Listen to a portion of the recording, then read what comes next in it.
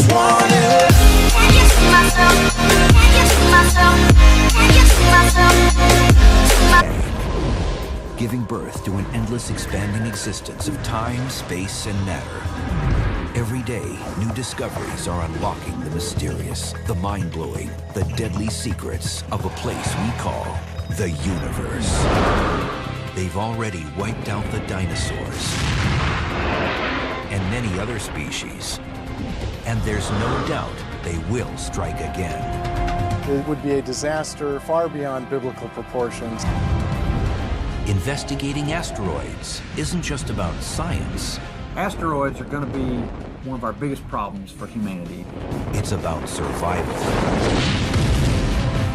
So the smarter we can get before then, the more we can figure out, can we do anything about it? Get ready for the latest asteroid discoveries and daring new plans to go where no man has gone before.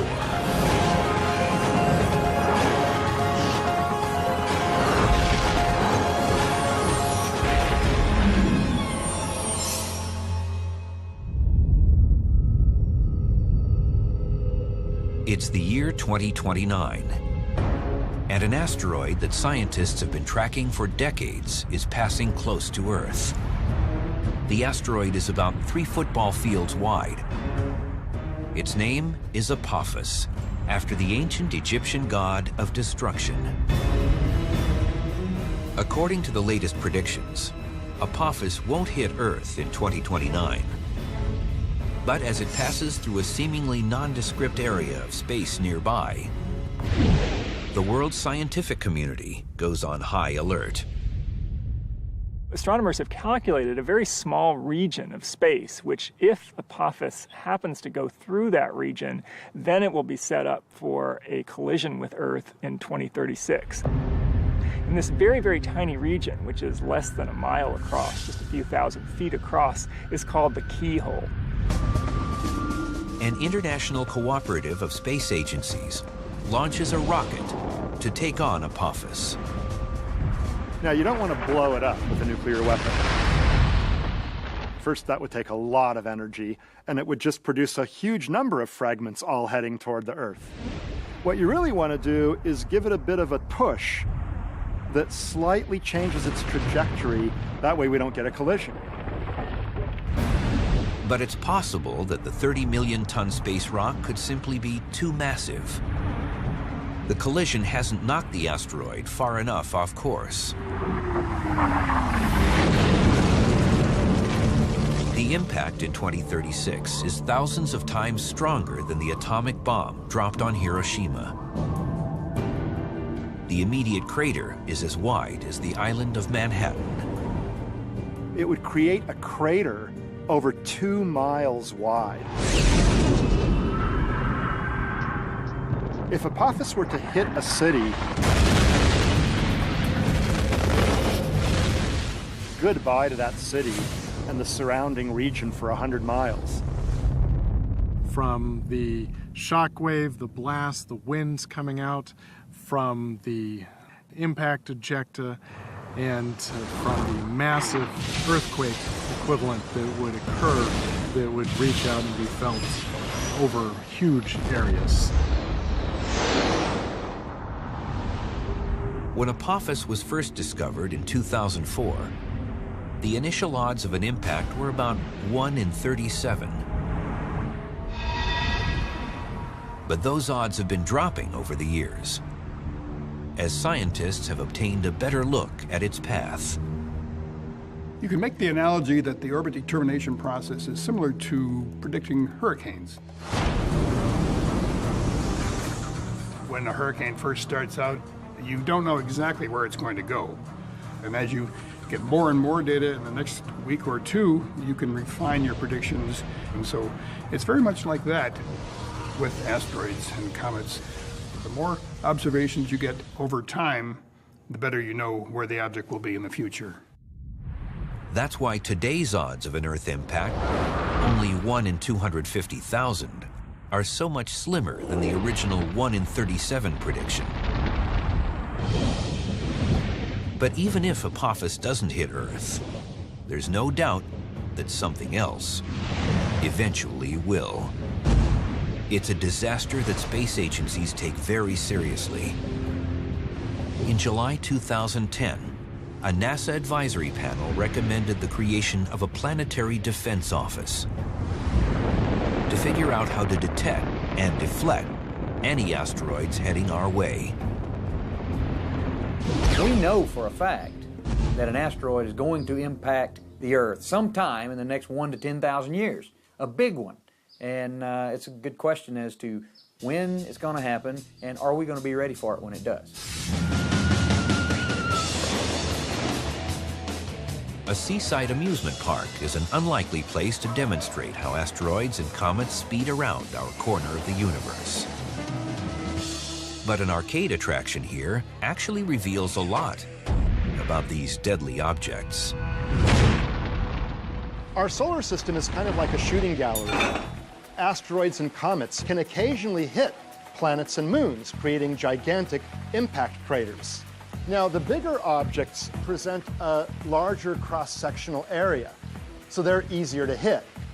In this case, I actually have to hit these little bullseyes, which are all about the same size, but imagine that the man over there is Jupiter, he's big, and the chipmunk might be the Earth, smaller, and these ants might be our moon, even smaller. So Jupiter is pretty easy to hit. Earth, the chipmunk, is harder to hit. It's a smaller cross-sectional area. Ah, there it goes, Earth was hit. The ants are small, so they're even harder to hit. Most of the asteroids miss. Only occasionally do they hit. But unlike the shooting gallery, where the bullets, or in this case flashes of light, always travel in straight lines, asteroids and comets curve toward their targets. Jupiter tends to draw in the asteroids and comets through its gravity. So it's kind of like if I start with my aim way over there, Jupiter pulls the barrel of the rifle toward it, giving me a direct hit. Since Earth is much less massive than Jupiter, its lower gravity doesn't draw in as many asteroids. And the Moon, with only a fraction of Earth's gravity, attracts even fewer.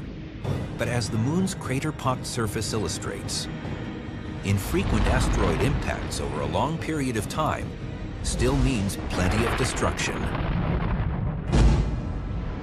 Jupiter's ability to pull in comets and asteroids has been on display a lot recently. In 1994, the Shoemaker-Levy 9 comet fragments pounded Jupiter. Scientists thought this kind of large impact was a rare event, something to be seen once every few hundred years. But then another comet or asteroid hit in July 2009. It created a large dark spot and a fireball as large as the Earth. Seeing two different sets of impactors hitting Jupiter only 15 years apart gives some indication that the solar system might even be busier than we thought. Then, in June 2010, a third object hit Jupiter, with an amateur astronomer capturing the moment of impact. Would this force scientists to change their estimates and acknowledge that Jupiter is hit by large objects much more often than every few hundred years? I think that there's not necessarily many more than we thought before, and that's because the object that hit in 2009 was smaller than Comet Shoemaker-Levy 9, and there are many, many more small objects flying around there than there are large objects. But information about any type of impact, large or small, is always helpful. To understand the impact hazard on Earth, we need to understand the asteroid population, their orbits. So every piece of information, even if it's understanding how often they hit Jupiter or out in the Jupiter region, contributes to our understanding of the overall population of objects in the solar system and how concerned we need to be about Earth impact. The major source of that population is the main asteroid belt between Mars and Jupiter. That's where the strong gravitational pull of Jupiter has kept millions of smaller rocks from becoming another planet. But that's not the whole story. So we think of asteroids as those things that just live in the belt between Mars and Jupiter because that's historically where most of them were found at first. But in fact, there are asteroids that travel way out past Jupiter. There are asteroids that come close to the Sun, asteroids that come close to Earth. The largest asteroid is 600-mile-wide Ceres, which would stretch from Washington, D.C. to Chicago. It's so large that it makes up about a third of the total mass in the asteroid belt. An impact from something like that would be very bad news for every living creature on Earth. It's about 100 times bigger than the impactor that caused the Chicxulub impact, which resulted in the extinction of 70% of the species on Earth and dinosaurs.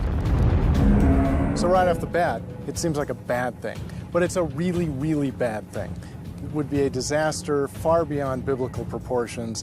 It would create a crater nearly as big as the United States, but while it was doing that, it would spew out molten material around the globe, create supersonic winds around the globe.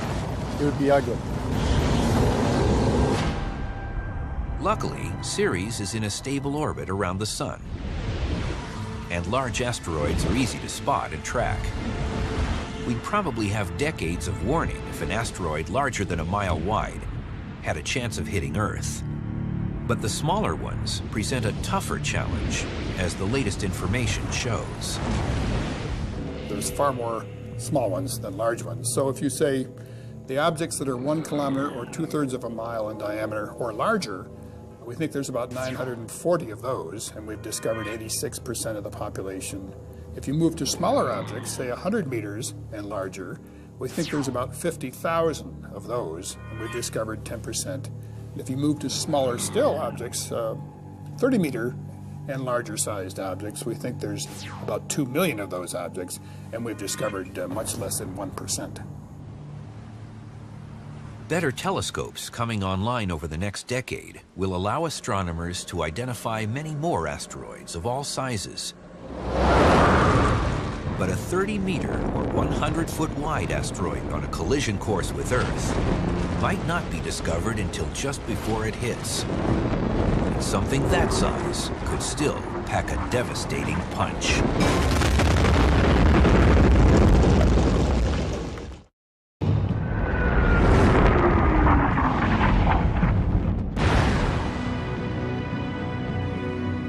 Earth is covered with evidence of past collisions with asteroids. And today's scientists are working feverishly to figure out what's coming next. They know that enormous space rocks have wiped out most life on the planet in the past. The good news is that they don't hit very often. It's measured in many millions or tens of millions of years, and they're big enough that through our observations we know where those objects are, so it have long lead time and warning. It's actually the smaller ones that are the bigger risk because they happen more often and they're harder to find. Imagine that one of these smaller asteroids is streaking toward a city. It may not be spotted until just a few hours before impact, leaving little time for evacuation and no chance to try and deflect it in space. If it's about 100 feet wide on impact, then it will hit with the energy of a 5-megaton nuclear blast, 400 times more powerful than the atomic bomb dropped on Hiroshima. When it hits the Earth, it can cause a lot of damage because the crater that's produced is typically 10 or 20 times the width of the incoming object. So that would be 1,000 or a few thousand feet. And many miles surrounding the impact region are affected by all the debris that gets ejected. You'd have all this stuff raining down upon you.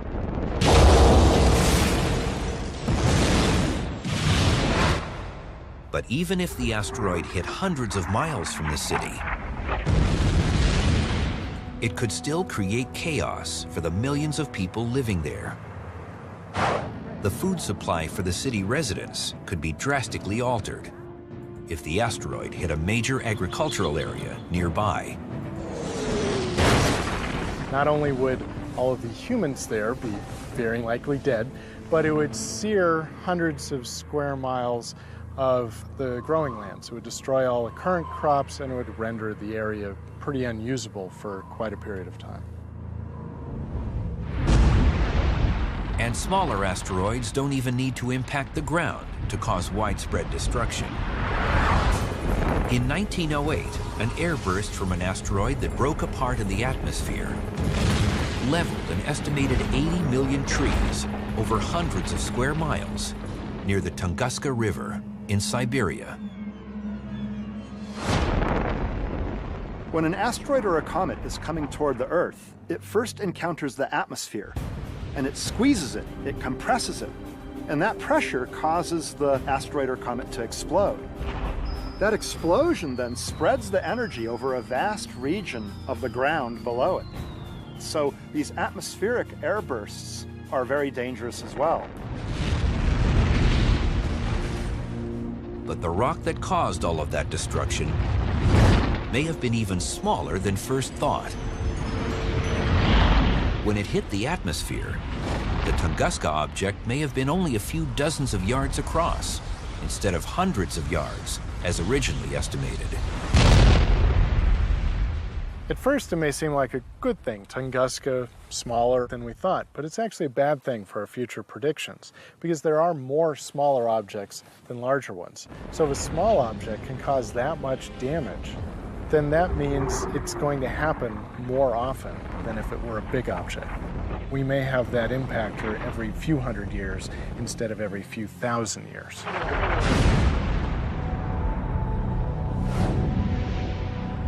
At the really small end of the scale, below about 100 feet, space rocks are often known as meteoroids instead of asteroids. Shooting stars are caused by meteoroids burning up in the atmosphere. They're sometimes captured by amateur cameras, with some small chunks hitting the ground or even cars or buildings. In fact, the Earth's atmosphere is pelted with objects from outer space far more often than most people realize.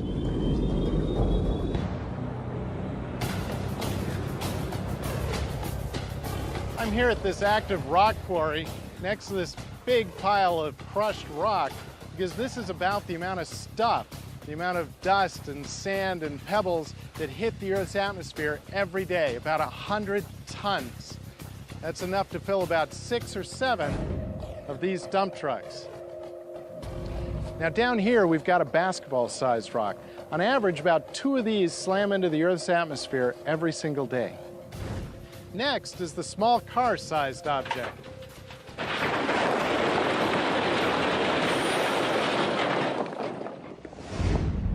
Imagine this pile of rocks as one object slamming into the Earth's atmosphere, about the size of a small car. This happens about once every 2 weeks, but even something this big is probably going to burn up completely before reaching the Earth's surface. For a typical object hitting the Earth's atmosphere, it needs to be at least 100 feet in diameter to actually do serious damage to the surface. Now 100 feet is a really big rock. That's like going from the front of the dump truck over there all the way to that orange cone over there. At the other end of the spectrum is Earth's largest confirmed impact crater. Located in Vredefort, South Africa, it stretches more than 180 miles across and drastically changed the ancient Earth when it hit about 2 billion years ago. It would have sent a sheet of material into space, which would then have come back and impacted on the Earth, ignited fires if there was anything to burn.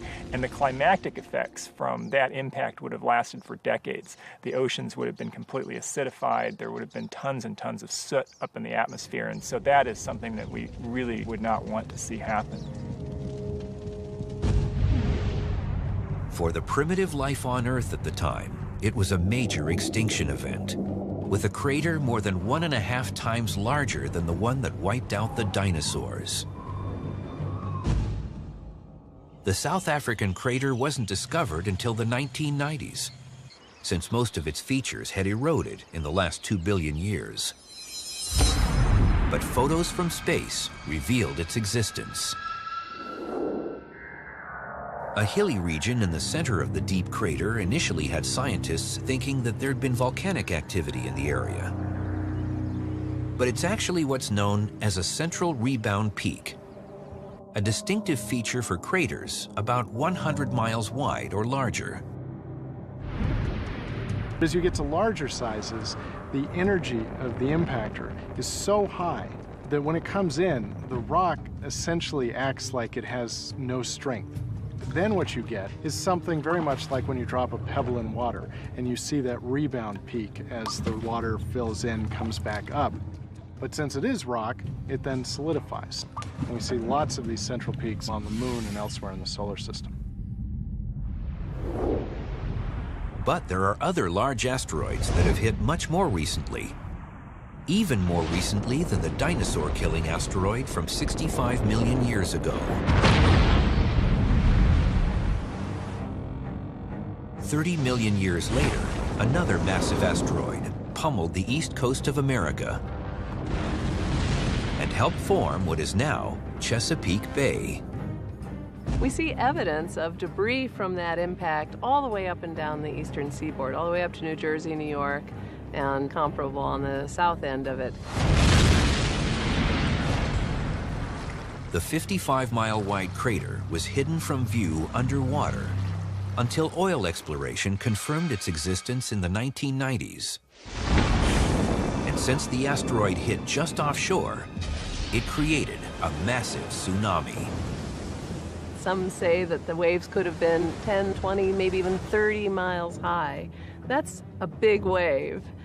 The Appalachian Mountains are only a few thousand feet high, so even though a lot of the wave was diminished as it went inland, that's a lot of water, and it could well have flooded over the Appalachians and into what we now think of as the Ohio River Valley. And if that same impact happened today, the East Coast would never be the same again. An asteroid attack has the power to instantly kill millions of people. The largest impacts can also cause global catastrophes, threatening the very existence of mankind. That's why the study of asteroids is one of science's highest priorities. 35 million years ago, an enormous asteroid slammed into America's east coast. The 55-mile wide crater was hidden until recently, under Chesapeake Bay. Its effects were devastating. But what if that same impact happened today? It would wipe out the East Coast essentially through a combination of tsunamis, blast waves, thermal effects, and it would also throw out huge amounts of ejecta that would spread to great distances, igniting additional forest fires. It would be millions of people instantaneously killed or shortly after the impact. But it would have farther-reaching consequences, too, because of the overriding disruption throughout the entire region. Farming, communication, certainly our center of our government is on the East Coast. But according to recently uncovered fossil records, the 1-mile-wide Chesapeake Bay asteroid didn't seem to have the same global effects as the massive extinctions triggered by the 6-mile asteroid that killed the dinosaurs. The impact that created the Chesapeake Bay structure more than 30 million years ago was enormous, but it was still only a small fraction of the energy that was released during the impact in the Yucatan 65 million years ago. The impact was right on the threshold of providing truly global effects. right on the threshold of what's required to make a mass extinction occur. Because of that destructive power, it's crucial to know exactly what we're dealing with. And that means getting up close and personal. In 2001, the NASA mission named NEAR was supposed to just orbit the asteroid Eros. But once it had got there and it had completed its mission objectives, the decision was made, let's try to land this thing, which is really, really fun. It's kind of old-fashioned exploration. Hey, go ahead and give it a try. So they did. The images from the approach and landing gave scientists a much more detailed look at the surface of an asteroid than they'd ever had before, with some unexpected results. One of the surprises looking at these small bodies is that they have geology. It had tectonic features and looks like it had landslides and erosion happening on its surface and impact craters all over it and boulders everywhere. And one imagines the scenario where a little asteroid comes along and hits a bigger asteroid, crashes into it, digs up a whole bunch of debris, and that slowly settles down, and these boulders just spread across the entire surface. The NEAR spacecraft even transmitted information back to Earth for about 2 weeks while on the surface. But it has lost its radio link with the Earth, and so now it's simply sitting there mute for billions of years. The asteroid explorer Hayabusa of the Japan Aerospace Exploration Agency recently one-upped NEAR. It's the first spacecraft to ever land on an asteroid and then return to Earth. It arrived in June 2010 after a 4 billion-mile round trip. As planned, most of the spacecraft burned up in the Earth's atmosphere, but the sample return capsule successfully landed in the outback of Australia. Even today, it's still unclear if minute samples are present. The careful examination of the capsule is continuing. It's a long process, but people are optimistic that we're going to get great data out of the first asteroid samples returned to Earth. To a geochemist, a couple of micrograms of material is plenty to do some detailed chemistry and mineralogy and compositional work. Even before Hayabusa returned, another asteroid mission was already underway. 3, 2, engine ignition, and liftoff. After a 2007 launch,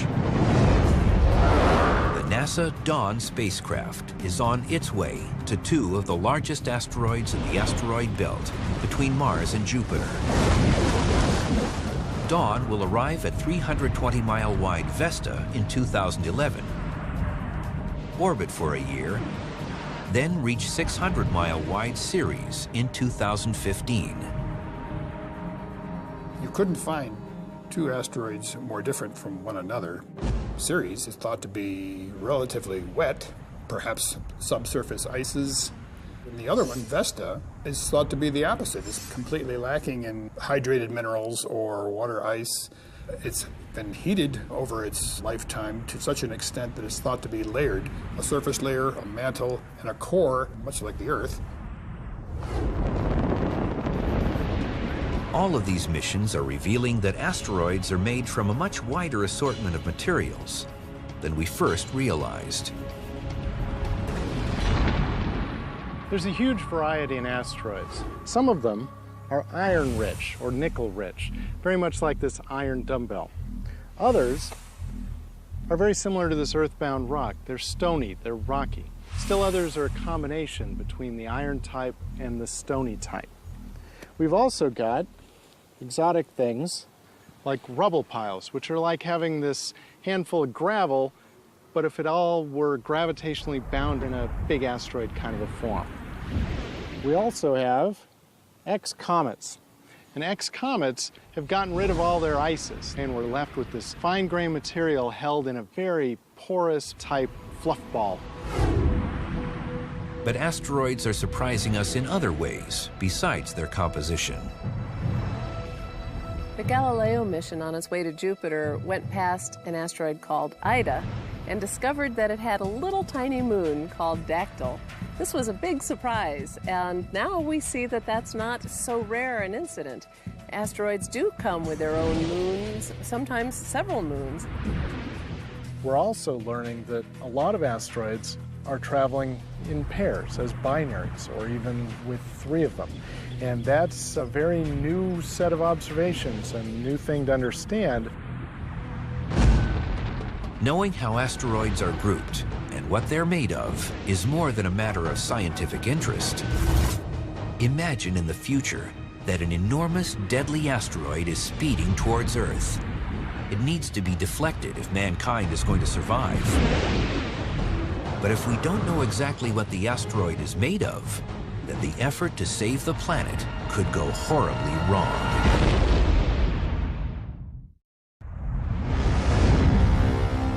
An asteroid impact can unleash more destruction than just about any other kind of natural disaster.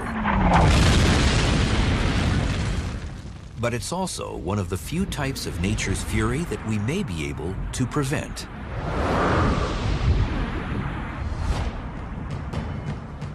Imagine in the future that a huge asteroid is racing towards Earth at 70,000 miles per hour. International space agencies have banded together and launched a rocket in an effort to save mankind.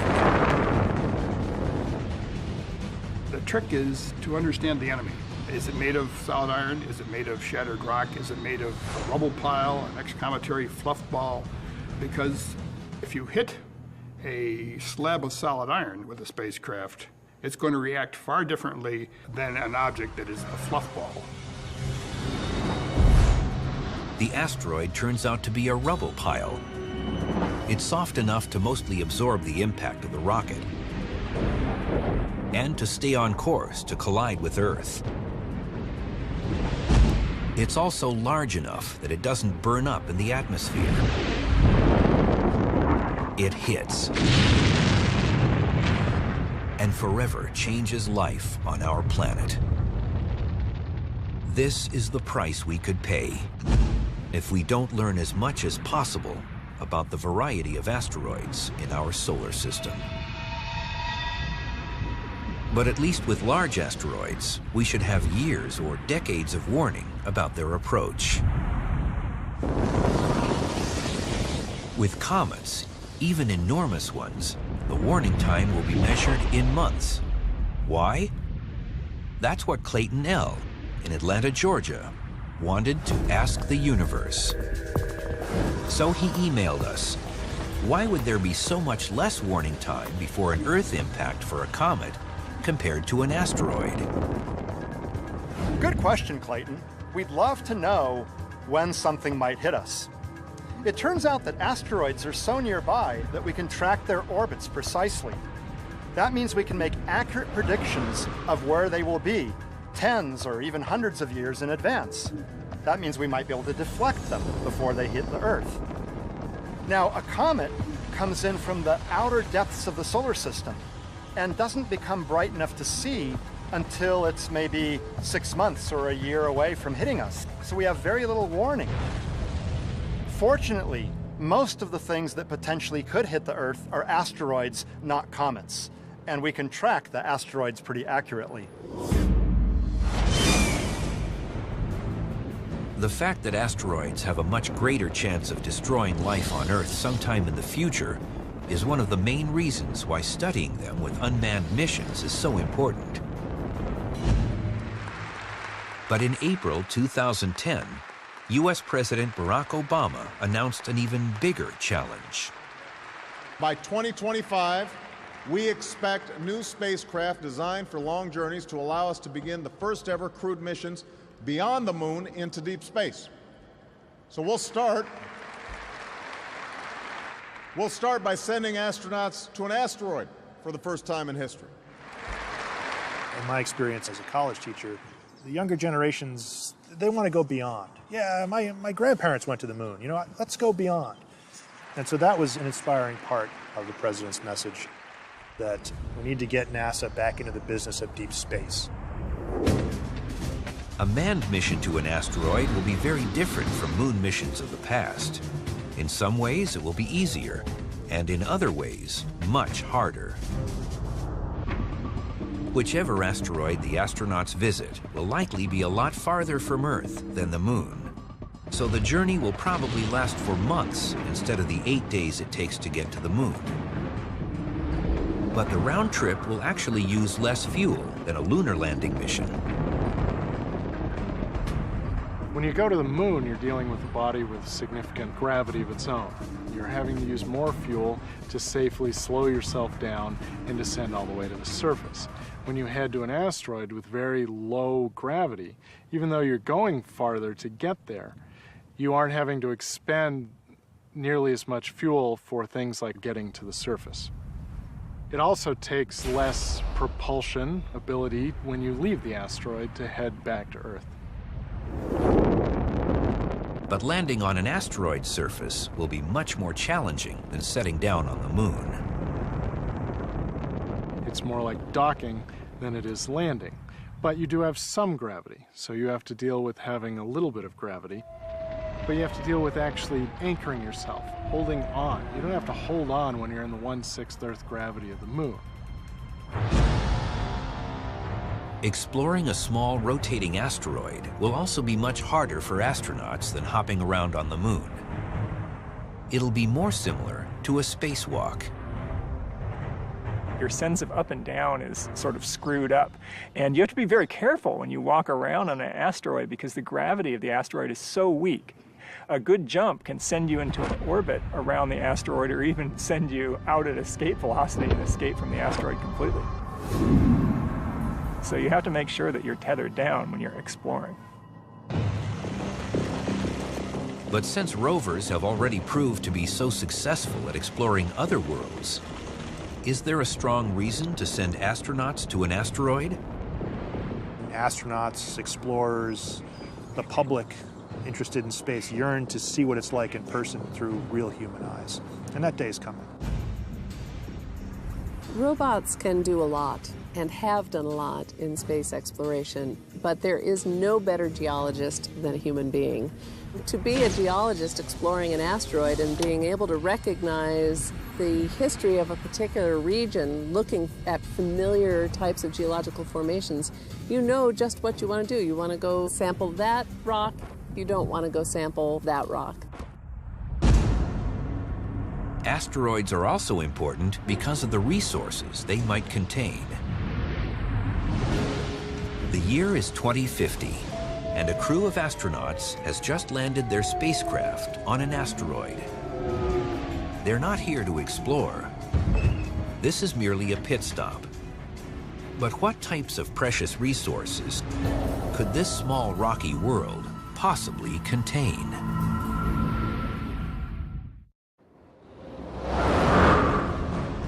An asteroid attack can wipe out entire species, including humans. But instead of accepting that fate, scientists are trying to learn enough about them to prevent disaster. And asteroids that aren't headed towards Earth may even turn out to be helpful. One of the reasons to visit asteroids and to study them is that they may have some resources that could be useful to future human explorers.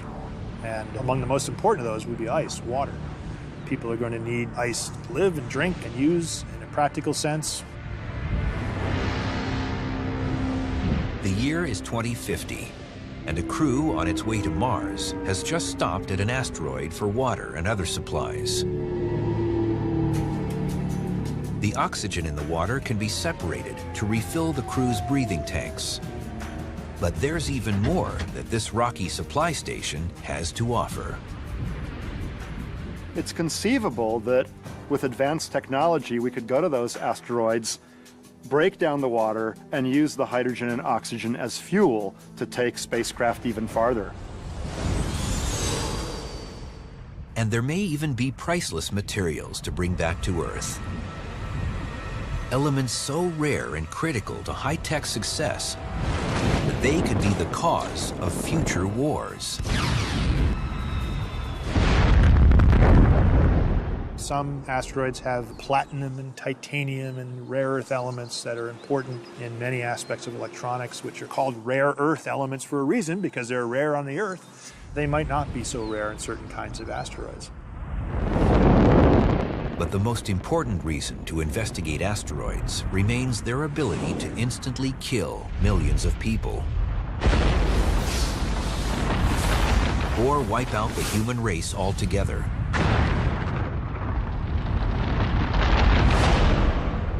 To counter this threat, NASA launched the WISE mission in December 2009.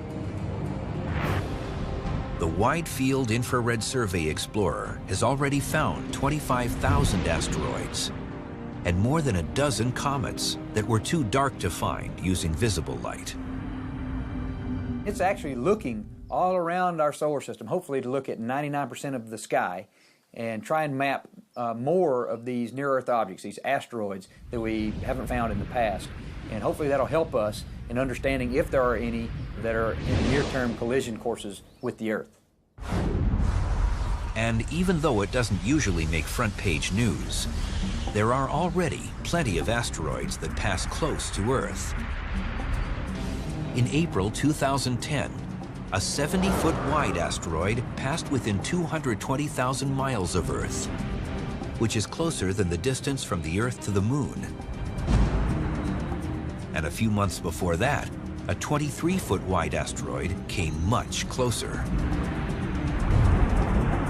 In the winter of 2009, in November, there was an asteroid that passed so close to the Earth, it was only 8,000 to 9,000 miles away at its closest approach. And we didn't know about that until it got fairly close. That's about the same distance as flying from Los Angeles to Mumbai, India. And back in 1972, a tourist's camera near the Grand Tetons in Wyoming captured a much closer pass by a similar-sized object. The 1972 event was about as close as you can get to a collision without actually colliding. On its way in, it was going to collide with the Earth, but it skipped off of the atmosphere due to the pressure of the air, like a pebble being skipped off of the surface of a lake. That was a really close call. Then, in October 2008, a small and seemingly uneventful impact occurred in a remote part of the African country of Sudan. But it actually represented a giant step forward in the science of predicting asteroid impacts. A small asteroid was discovered, and it was predicted to land in Sudan the next day, and it did. Now, this is the first case we have of an object that was discovered and then predicted to land at a particular time and place. And in fact, fragments of this object were later found over the desert. But that was only a small impact with a single day's notice. Today, the jury is still out on whether we'll be able to identify and deflect something that could inflict catastrophic damage on Earth. Scientists believe there are still millions of unidentified asteroids out there capable of destroying a city. Or worse. Will we be able to figure out which ones will cross our path? And will we be able to prevent them from slamming into Earth? The stakes couldn't possibly be any higher. Each new discovery in the world of asteroids isn't just a scientific advance, but an opportunity to increase the survival chances of mankind. I just wanna. Can you see myself? Can you see myself? Can you see myself? Giving birth to an endless expanding existence of time, space, and matter. Every day, new discoveries are unlocking the mysterious, the mind-blowing, the deadly secrets of a place we call the universe. They've already wiped out the dinosaurs and many other species. And there's no doubt they will strike again. It would be a disaster far beyond biblical proportions. Investigating asteroids isn't just about science, Asteroids are going to be one of our biggest problems for humanity. It's about survival. So the smarter we can get before then, the more we can figure out, can we do anything about it? Get ready for the latest asteroid discoveries and daring new plans to go where no man has gone before. An international cooperative of space agencies launches a rocket to take on Apophis. Now, you don't want to blow it up with a nuclear weapon. First, that would take a lot of energy, and it would just produce a huge number of fragments all heading toward the Earth. What you really want to do is give it a bit of a push that slightly changes its trajectory. That way we don't get a collision. But it's possible that the 30-million-ton space rock could simply be too massive. The collision hasn't knocked the asteroid far enough off course. The impact in 2036 is thousands of times stronger than the atomic bomb dropped on Hiroshima. The immediate crater is as wide as the island of Manhattan. It would create a crater over 2 miles wide. If Apophis were to hit a city,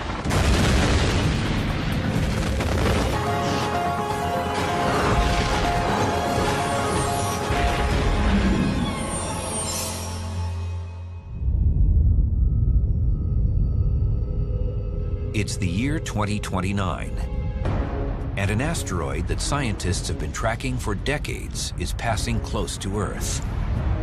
The asteroid is about 3 football fields wide.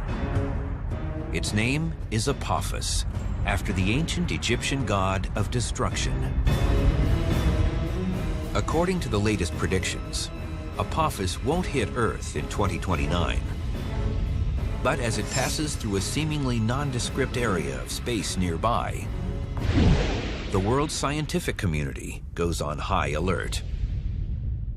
Astronomers have calculated a very small region of space, which if Apophis happens to go through that region, then it will be set up for a collision with Earth in 2036. And this very, very tiny region, which is less than a mile across, just a few thousand feet across, is called the keyhole.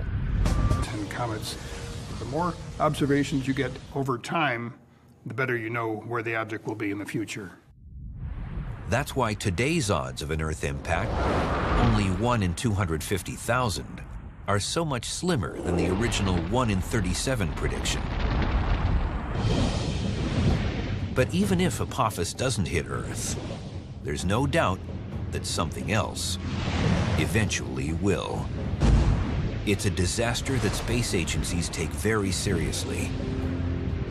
In July 2010, a NASA advisory panel recommended the creation of a planetary defense office to figure out how to detect and deflect any asteroids heading our way. We know for a fact that an asteroid is going to impact the Earth sometime in the next 1 to 10,000 years, a big one. And it's a good question as to when it's going to happen and are we going to be ready for it when it does.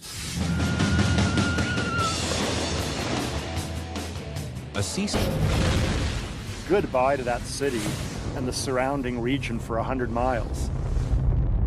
From the shock wave, the blast, the winds coming out, from the impact ejecta, and from the massive earthquake equivalent that would occur that would reach out and be felt over huge areas. When Apophis was first discovered in 2004, the initial odds of an impact were about 1 in 37. But those odds have been dropping over the years, as scientists have obtained a better look at its path. You can make the analogy that the orbit determination process is similar to predicting hurricanes. When a hurricane first starts out, you don't know exactly where it's going to go. And as you get more and more data in the next week or two, you can refine your predictions. And so it's very much like that. with asteroids.